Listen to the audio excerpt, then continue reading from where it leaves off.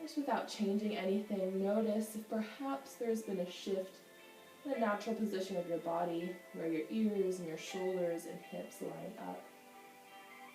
If you still want to make a little bit of an adjustment, draw those shoulders back, ears back over the shoulders. And then you can either shift your hips over to one side and take your feet forward, or just cross your ankles and send them forward. Good. Bending at the knees, toes will point straight forward, hips lifted apart, fingers point towards you, palms down. Take a reverse tabletop to stretch out the front body. Exhale all your air out. As you inhale, press down through your feet and hands to lift the hips up towards the sky. Good. Really pressing the floor away here. Only letting the head drop back if it feels okay for the neck. We're pressing down to the inside line of the feet so the inner thighs are still engaged. Knees point straight forward. Give a squeeze to the glutes to lift a little more. One more full body breath in. Exhale, slowly release. Carefully drawing your chin towards your chest if it was pulled back.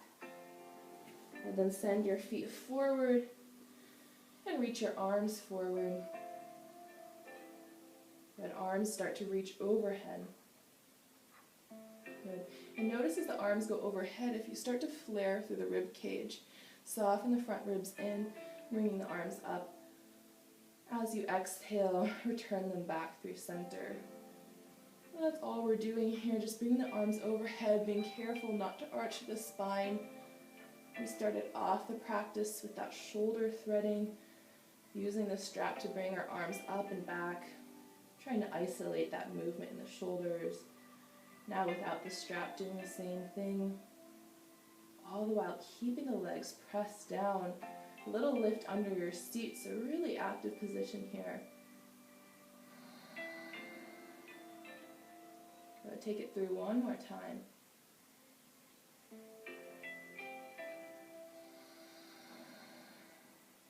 Good, then releasing the arms down, crossing your legs, just one foot in front of the other.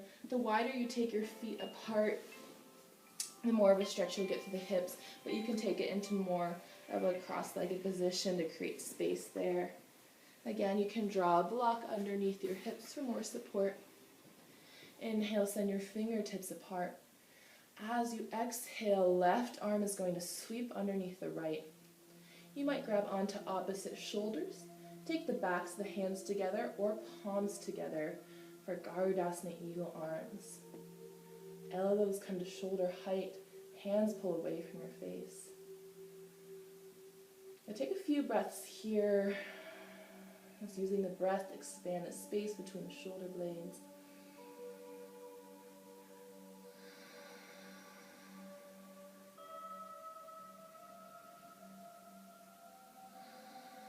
And then adding in a little movement. Inhale as the elbows come up, a little bit of an arc of the spine. As you exhale, draw the elbows in, pull the belly in, around the back.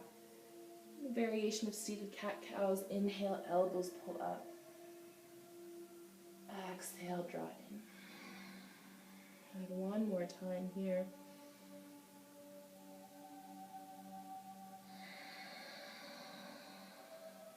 Good. Inhale to unwind, send the fingers apart. Exhale, right arm sweeps underneath, crossing, grabbing onto the shoulders, backs to hands or palms to touch. Good. Elbows come up, hands away from your face, shoulders away from the ears. Couple breaths here.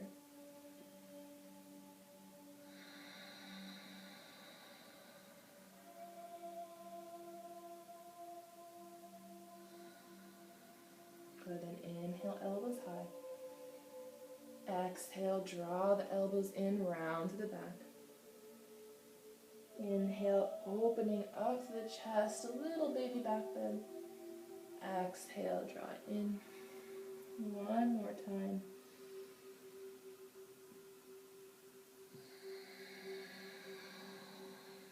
Good, inhale, unwind to the arms, sweep them overhead. Exhale, hands through heart center. Good. For our closing position in our Shavasana, have the option of a supported fish pose. If you have blocks, you can set them up like a letter T, so the head will be on that wider block, and then the long ways block will be between the shoulder blades. You can also use a pillow or some kind of bolster, stacking a couple pillows, just to support through the upper back, so you can open up the arms and take a nice passive stretch through the front body. So whatever position you're ending in, take a moment to get set up there. If you want more of a back bend, you might take that block that's underneath your head a little bit lower. Good. And once you've got the blocks, the pillow, the bolster set up, open arms wide. Take a few moments to make any final adjustments.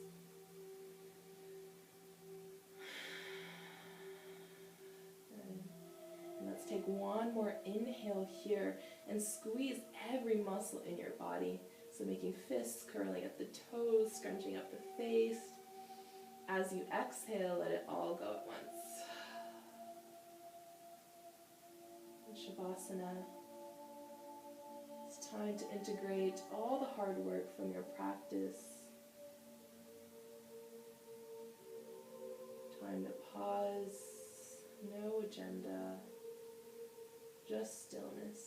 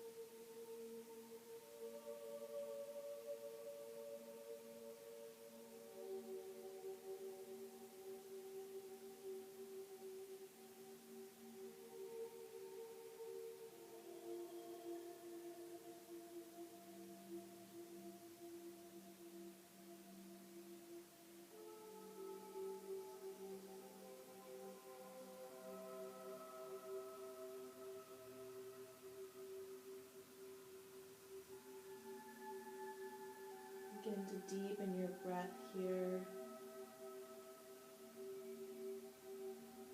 And adding in some movement from your extremities, a little wiggle through the toes, the fingers. Roll out your ankles and wrists. And then gently rolling yourself off of whatever support you have. And taking the box, the pillow off to the side. And finding a fetal pose, cradling your head with your elbow. Taking this time to reset. And eyes still closed, gently press yourself back up to a seated position. And draw your hands to heart center in prayer. Allow a little bow of your forehead down towards that prayer position.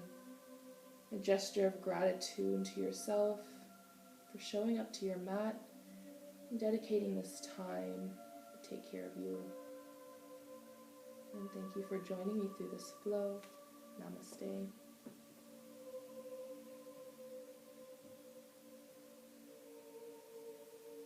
Good. And if you can take the time to donate for this class, I'm going to put a link below the clip here and suggest $5 or $15 donation to United Way. They're a great organization that helps give support relief to some underserved communities during this time of need. So if you'd be willing to do that, any amount helps. Thank you very much.